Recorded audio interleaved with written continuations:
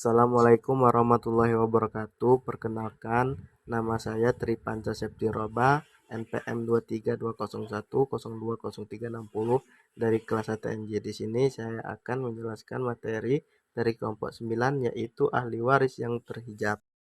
Latar belakang Al-Hajib termasuk bagian yang penting dalam ilmu faraid atau ilmu mawaris. Sampai sebagian ulama berkata haram berfatwa dalam bidang ilmu faraid bagi yang tidak memahami Al-Hajj. Sebab para ulama khawatir orang itu keliru dalam fatwanya, sehingga orang yang berhak menjadi tidak mendapatkan bagian. Pentingnya kita mengetahui dan memahami Al-Hajj. Pengetahuan tentang Al-Hajj ini membuat kita mudah memutuskan bagian-bagian para ahli waris. Al-Hajj, Hajb, dan pembagian harta waris seolah tidak terpisah. Hal ini yang melatar belakangi kami menyusun makalah tentang Al-Hajb ini.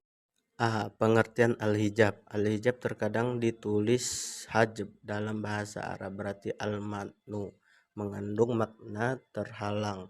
Seperti contoh kalimat hajabahu iza mana'ahu min ad-dukul, yang artinya dia terhalang masuk. Jadi kata al-hajab adalah apa yang dapat melindungi dan menghalanginya dari pandangan Hajab berasal dari kata hajabahu, hajaban, mengandung makna melindungi. Dalam istilah ilmu fikih, al-hajab adalah menghalangi orang yang mempunyai sebab mendapatkan warisan, baik secara menyeluruh maupun sebagian. Di samping itu, kalimat menghalangi orang yang mempunyai sebab mewarisi maksudnya adalah orang yang memiliki salah satu dari 3 sebab mendapatkan warisan yang telah disepakati para ulama, yaitu nasab.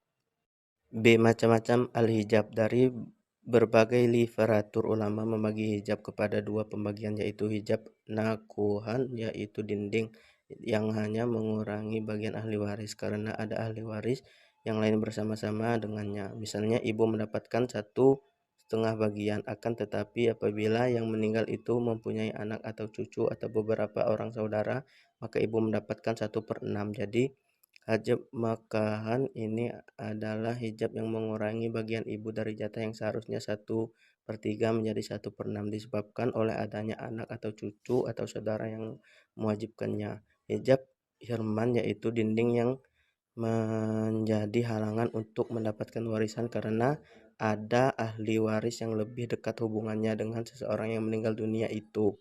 Misalnya cucu laki-laki tidak mendapat harta warisan selama masih ada anak laki-laki. Jadi hijab hirman ini menghalangi seseorang untuk mendapatkan jatah warisannya disebabkan oleh adanya penghalang ahli waris yang paling dekat lagi dari. Sementara menurut Muhammad Ali As-Sabuni dalam kitabnya menjelaskan, di samping hijab hirman dan nuqodsah, di mana dikenal juga dengan 2 pembagian hijab, yaitu hijab sifat dan hijab orang.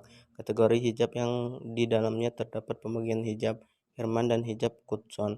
Dari beberapa pembagian hijab menurut para ulama di atas, sehingga dapat diketahui bahwa di dalam faraid, di mana secara umum terdapat 2 pembagian hijab, meskipun Muhammad Ali As-Sabuni lebih lanjut membagi hijab itu sendiri, yaitu hijab sifat dan hijab orang. Akan tetapi hijab orang yang merupakan bagian dari hirman dan hufal itu sendiri.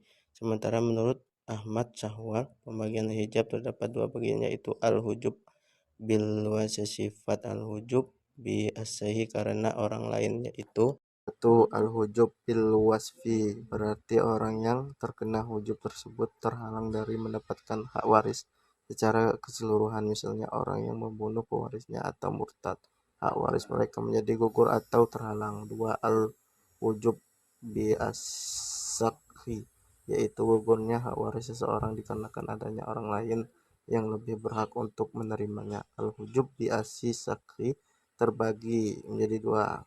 Hujub hirman, yaitu penghalang yang menggugurkan seluruh hak waris seseorang. Ahli waris yang terhijab.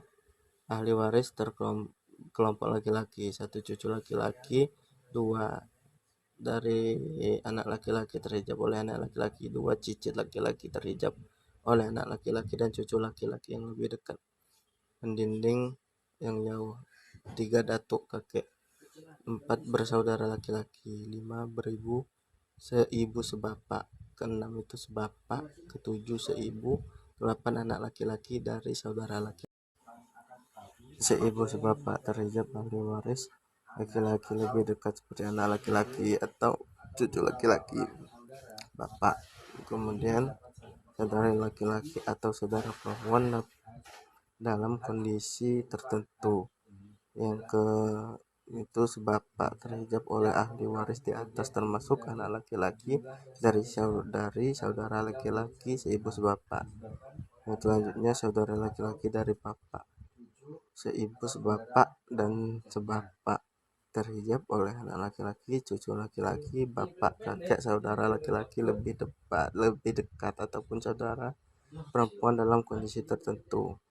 Kemudian ke-10 itu anak laki-laki dari saudara laki-laki bapak seibu sebapak dan sebapak terhijab oleh ahli waris laki-laki lebih dekat seperti anak laki-laki, cucu laki-laki.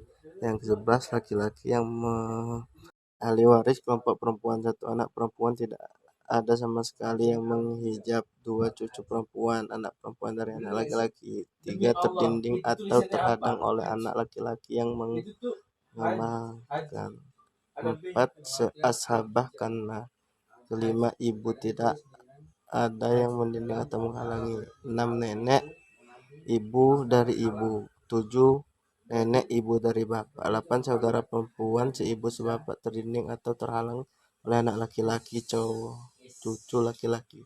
Anak laki-laki dari anak laki-laki dan bapak sama dengan mendinding atau menghalangi saudara laki-laki. Yang ke-9 seibu sebapak atau nomor 5 di atas. Yang ke-10 saudara perempuan bapak terdinding atau terhalang oleh anak laki-laki si mayit, cucu laki-laki si mayit, dan seterusnya ke bawah.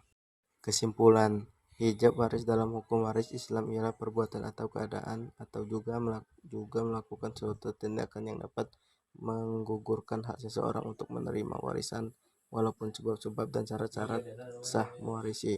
Al-hajab terbagi menjadi 2, yakni al-hajab wasfi atau sifat julukan dan al-hajab biasisaki karena orang lain. Al-hijab bisa berarti orang yang terkena hijab tersebut terhalang dari mendapatkan hak waris secara keseluruhan, misalnya orang yang membunuh pewaris murtad, hamba sahaya atau beragama hak mereka menjadi jujub dan terhalang. Al-hijab asli yaitu gugurnya hak waris seseorang dikarenakan adanya orang lain yang memiliki berhak menerimanya. Sekian itu saja yang bisa saya sampaikan. Saya Eri, wassalamualaikum warahmatullahi wabarakatuh.